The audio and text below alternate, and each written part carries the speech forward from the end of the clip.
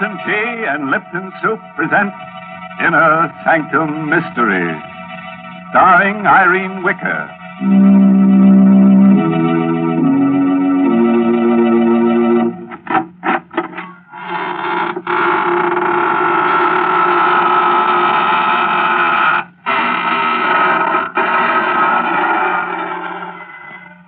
Good evening, friends of the Inner Sanctum. This is your host inviting you in through the squeaking door. Ease yourself in. The welcome bat is out. Pick yourself a place to stand. You have several choices. You can stand in awe, or stand aghast, or stand rooted to the spot. Or if you find you can't stand it at all, just stretch out on the floor and lie still. You'll have plenty of company there before we get through with tonight's list of victims. Good gracious, Mr. Host. I don't think I'd enjoy that company. Well, they're not very lively, Mary. In fact, you may find them a little, stiff at first. But they won't interrupt if you want to talk. And you know I do want to talk, Mr. Host.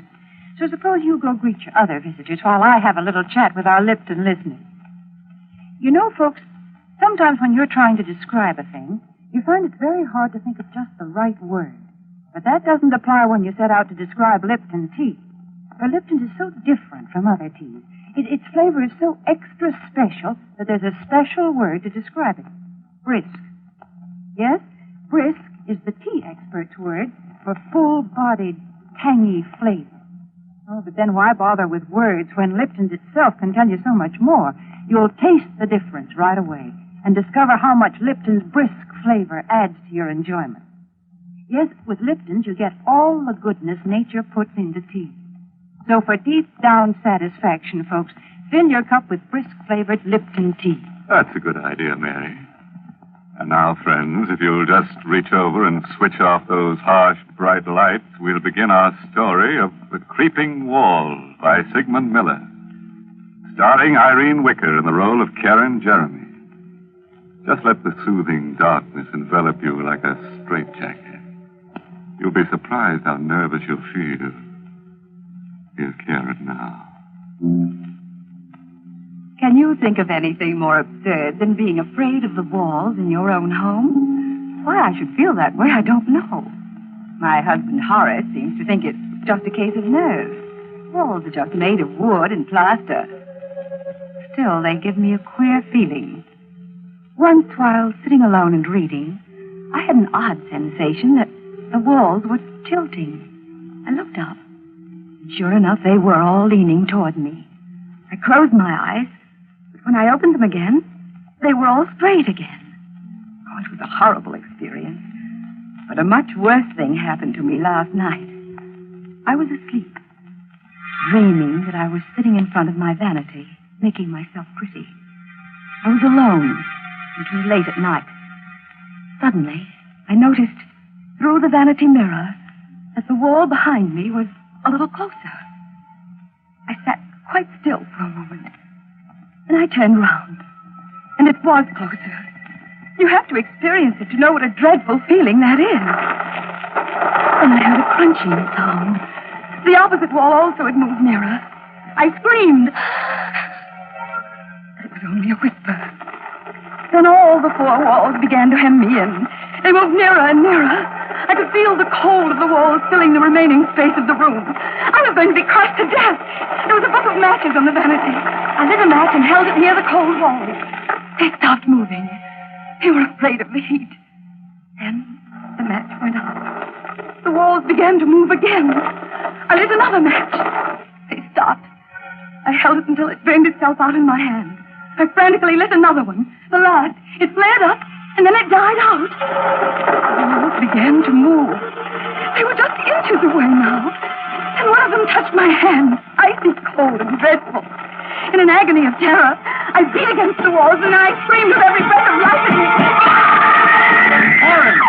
Karen, what's the matter, dear? Don't let them crush me. Help me, Horace. Stop beating the walls. Karen, what is the matter with you, dear? Dreaming. The walls were closing in on me. I had to light matches to stop them. Oh, Horace, it was ghastly. I'll never forget it so long as I live. Well, nightmares are always frightening, dear. You threw the covers off and the room's very cold. That's what probably brought it on. You forget it, darling. The dream won't come back. We talked for a while, and Horace dozed off. But I remained wide awake. I tried to sleep, but I couldn't. I even tried counting sheep. While I was counting, I got a sick feeling the walls were really closing in on me. I continued to count. 14, 15, 16, 17. The walls were coming closer. I mustn't believe it. It was my imagination. Only in mind. 18, 19, 20, 21, 22. I could feel the walls hovering over me. They were moving silently this time. 23, 24, 25, 26. Karen! Karen! Get some water quickly. The curtains are on fire. They were on fire. The flames were creeping up the curtains. Here, help me pull the curtains down. Here's the water. How did they catch on fire, Horace? Well, there's a book of matches on the floor, Karen. Here's a burnt-out match. I didn't do it.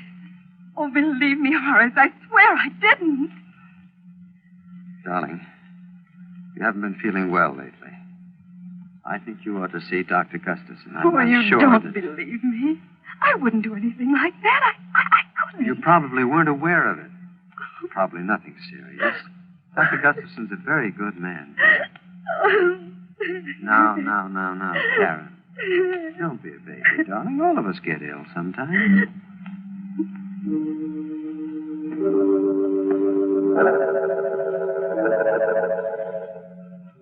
Dr. Gustafson is a little man with sharp eyes. I told him the whole story about the walls and the dream. Tried to be at ease. There was a mirror on his desk, and as I talked, I kept fixing my hair. Didn't look so well today. 2 new gray hairs that I had to pull out. He kept watching me very closely. All the time asked me questions about my youth.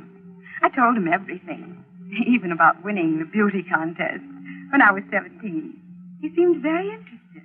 Mrs. Jeremy, it seems to me you have an obsession about being beautiful. You're not as young as you used to be. Neither is your appearance. That's why you're afraid of close scrutiny. That may account for your fear of close spaces. Went on like that, obsession. looking at me as though I were a drab, middle-aged woman. He didn't like me, and I didn't like him. I didn't like the way he spoke to me, the way he watched me. Karen! Put the letter opener down. I was just holding it. You'll hurt somebody holding it that way, darling. No harm was meant, I'm sure. The first thing you should do, Mr. Jeremy, is to get larger living quarters. Your wife may be suffering from acute claustrophobia, among other things.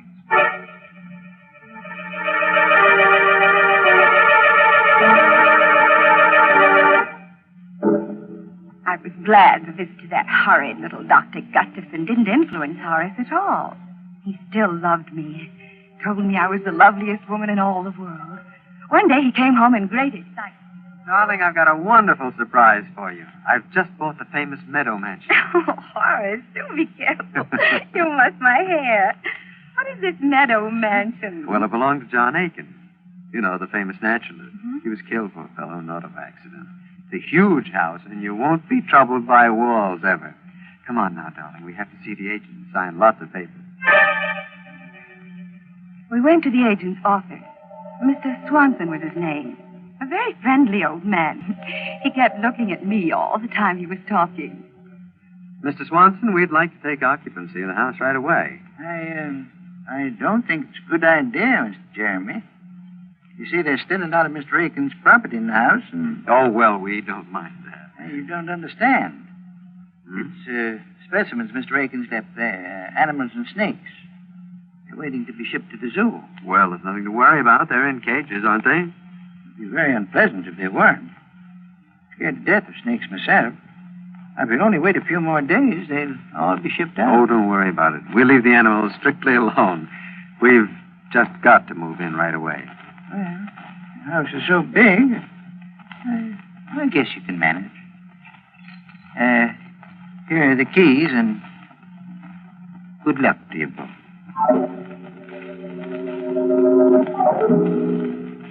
Meadow Mansion was magnificent. It was big and gracious. The rooms were huge and beautifully decorated. The high ceilings gave you a wonderful feeling of freedom. But the drawing room was loveliest of all. A large prism chandelier hung in the middle of the room, and the walls were paneled halfway up to the ceiling. But most exciting of all, each wooden panel had a darling little mirror set into it. There were easily 100 such mirrors. Oh, it was very gay. You could see images of yourself anywhere in the room. It was all breathtakingly beautiful. Except for a picture on the wall of a very flashy-looking woman called Delilah. Well, darling, how do you like our new home? Oh, it's wonderful, Horace. I love it all. Everything. Except that picture. Oh, you mean Delilah? Well, that's a fine painting, dear, of a very beautiful woman. Well, she looks evil to me. Darling, I do believe you're jealous. You needn't be. She isn't half as pretty as you are. Alice, answer the door, please. We didn't talk about the picture anymore because Mr. Swanson, the agent, came in to see how we were getting on. I left Horace talking to him, and I wandered into the next room.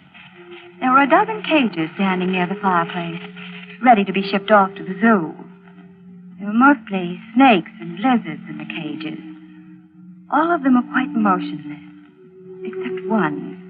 It was labeled Bushmaster, Venezuela. Very odd name for a reptile. Fearfully ugly, yet it fascinated me. About 4 feet long, fat and clumsy looking, yet it slid round the cage with wonderful grace, kept moving round and round, trying so hard to get out. It looked at me pleadingly, and then I found my hand on the safety catch. I drew it away in horror. The snake kept going round and round the 4 glass walls. Must be maddening to have walls so close they touch you all the time. I remembered what a terrible feeling it was to be frightened of walls. Then suddenly, the snake was in the middle of the floor. Karen, don't move!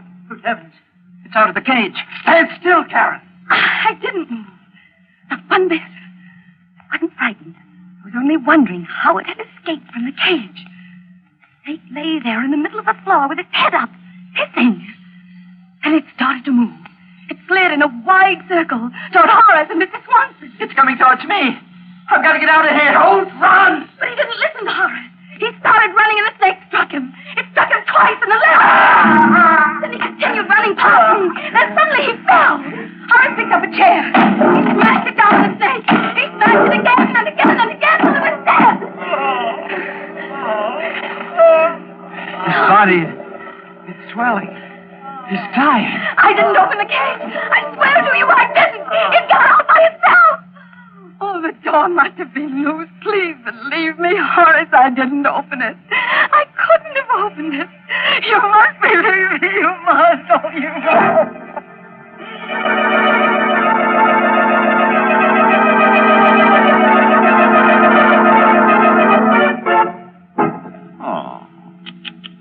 You know, I'm really upset about poor Mr. Swanson. He hardly opened his mouth in the story when he was out like a light. Not a nice way to make an exit. I'm really sorry we had to lose the Bushmaster. A very valuable reptile, and we could have used it in another story. But that's the way it is in our business. Our losses are terrific. Houses burn down, money is stolen, characters die away on us. Every week it's something else. It's simply murder. You do have a lot of trouble, don't you, Mr. Host? Mary, we have so much trouble on Inner Sanctum, even our troubles have trouble. I think there are times when all of us feel that trouble is piling up on us. But you know, friends, I've found a good way to get over that feeling. Just say to yourself, I'm going to relax and have a cup of Lipton tea. Then when you're comfortably seated with your teacup within easy reach, give your mind something pleasant to think about. That Lipton tea, for instance. Notice Lipton's deep amber color and its welcome, familiar fragrance that's so tempting. Then taste it and discover how really delicious that brisk flavor is. Just for real enjoyment any time during the day, Just take a few minutes out to enjoy a piping hot cup of brisk-flavored Lipton tea. Well, I'll certainly give your suggestion a try, Mary. And now, friends, if you'll give me your hand, we'll go on with the story. Or would you rather take yourself in hand? Things are going to be a little rugged from now on, so take a firm stand, sit tight, and buckle down. And it won't be a bad idea to grit your teeth and square your shoulders at the same time. By the way, if you can do all those things at once, let me congratulate you. You're quite an athlete. Well, here she is, Karen Jeremy. I was ill for a long time. I don't remember how long. Weeks, maybe months. Horace never spoke about that horrible afternoon. And after a while, I stopped thinking about it. I liked my new home. Meadow Mansion was such a beautiful place, I rarely left it. I loved best of all the drawing room, with its darling little mirrors and the wooden panels. I could see myself from all sides. It was so much fun. My absurd fear of walls was beginning to fade away. There was only one thing that irritated me. That was the picture of Delilah. I was determined to get rid of it. Karen, stop glaring at that picture. I don't like it, Horace. I wish we'd get rid of it. It's a fine work of art. Why? I don't care. It's an evil picture to me. Karen, look here. You're just jealous of her. You're jealous of any beautiful woman, even if she's only a painting. You don't care for me anymore. That is a ridiculous thing to say. You know it's not true. If you really love me, you take that picture down off the wall. That picture is staying right where it is. Now, it's for your own good. I'm going out for a walk. And, Karen, I absolutely forbid you to touch that picture. I'm in it.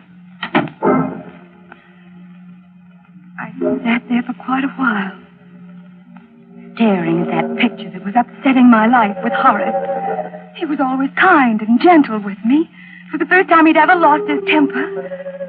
I looked at Delilah. There was a gleam of white teeth between her full lips.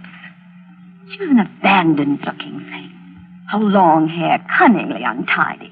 Her eyes sparkling, black, shameless. She seemed to be laughing at me.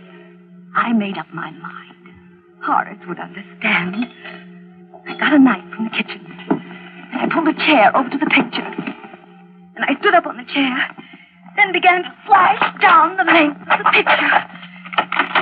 Mrs. Jeremy, what are you doing? It's no business of yours. Go away, Alice. Oh, you mustn't do that. Mr. Jeremy will be angry. I told you it's none of your business.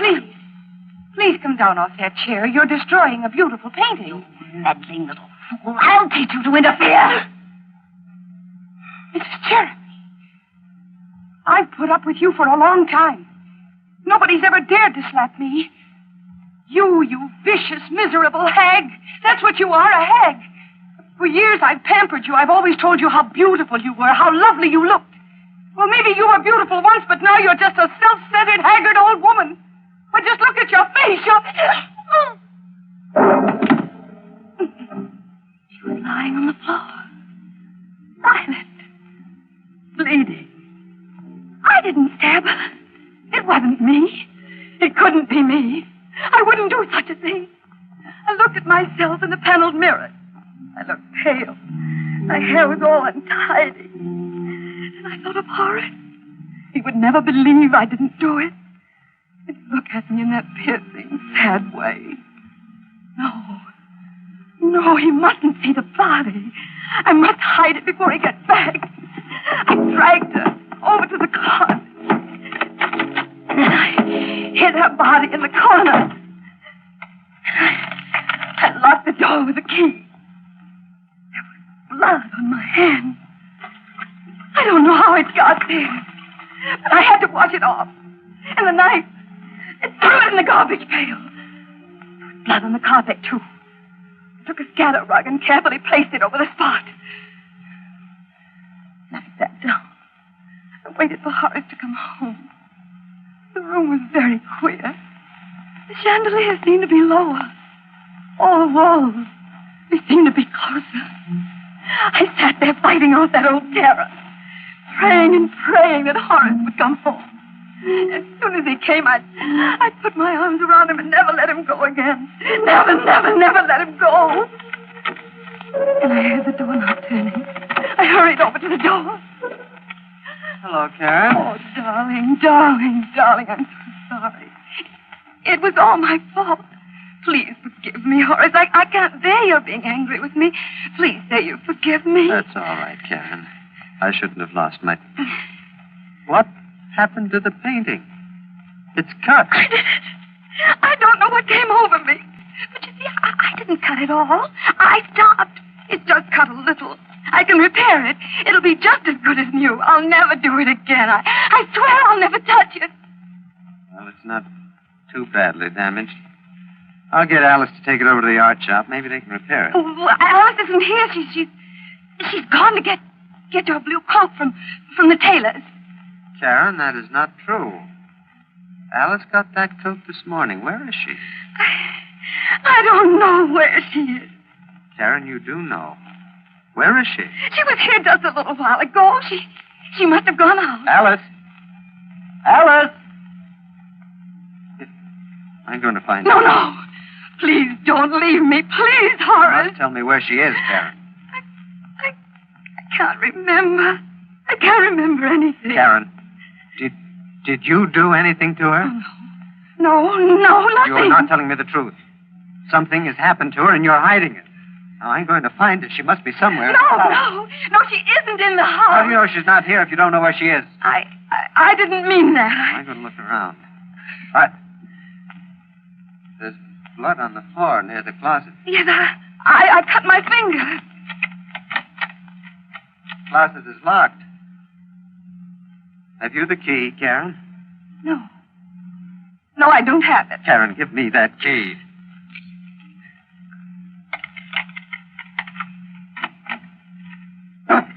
Karen! You killed her! No.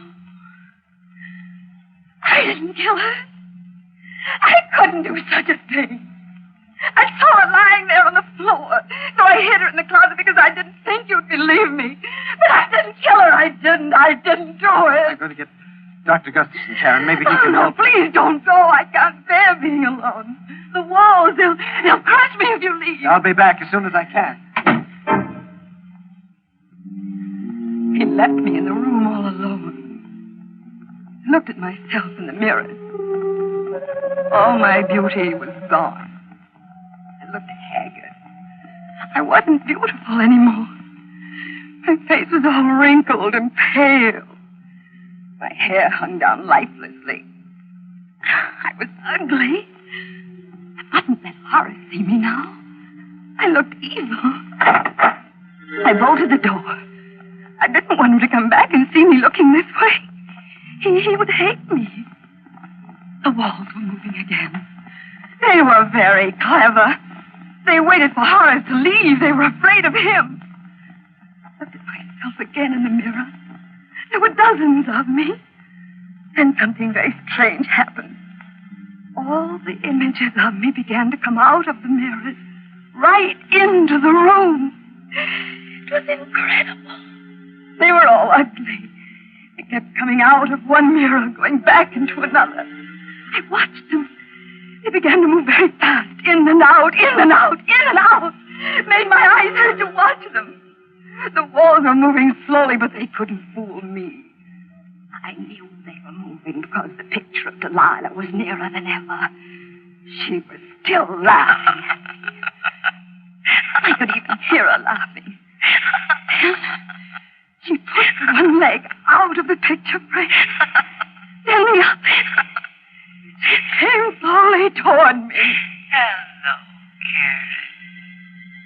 Don't you think I'm beautiful? I didn't answer her, but she kept on talking to me. I'm Delilah, and I'm going to cut off your hair. I couldn't stop her. She laughed as she cut my hair. It made me very, very sad. I began to cry.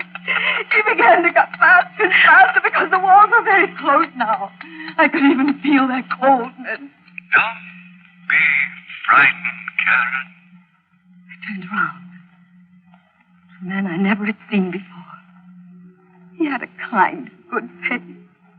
He looked at me tenderly, admiringly. I'm Meadow, the spirit of his love. You mustn't be afraid of me. I think you're beautiful. I've always admired you. You're even lovelier than Delilah. Oh, please help me, Mr. Meadow. The walls are so close. They're going to crush me. If you get into the picture frame, they won't be able to harm you. Quickly, before Delilah comes back. Open the door. Hurry. You'd better hurry and climb into the frame, Karen, before it's too late. Alan, open the door. Hurry. You haven't much time. You'll be safe inside the picture.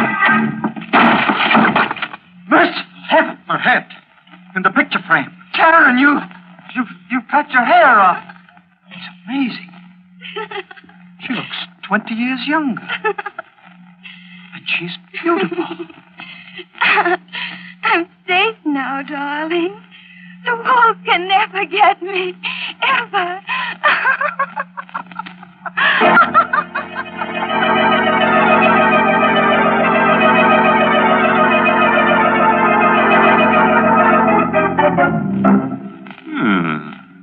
I think we did rather well tonight.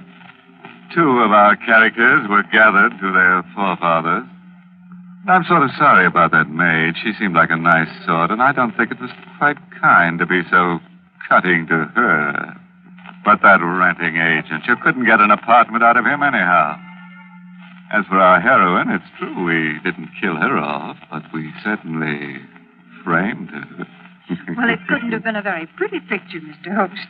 No, Mary, but you'll have to admit it was remarkably lifelike. Well, while you're admiring it, I have a few words for our friends listening in. You know, some people tie a string around their finger to remind them of things. Well, I'm not going to ask you folks to do that.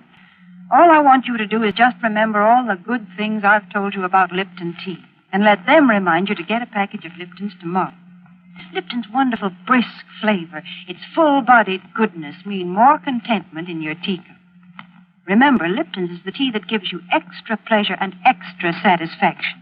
Ask your grocer for a package tomorrow. Well, that should be easy to remember, Mary. Well, friends, it's time to close the squeaking door until next Tuesday, when we'll get together again for another killing time. Oh, by the way, this month's Inner Sanctum mystery novel is The Pavilion by Hilda Lawrence. Yes, in next week's Inner Sanctum story, directed by Hyman Brown, and brought to you by Lipton Tea and Lipton Soup. Next week's story is called The Edge of Death. Feeling a little edgy already? Very interesting story. Yeah, it's sort of a mixture of Russian legend and modern psychiatry that tells of a beautiful and sinister old sword. But I'm sure you'll get the point. So, until we meet on the edge of death next Tuesday, good night. Pleasant dreams.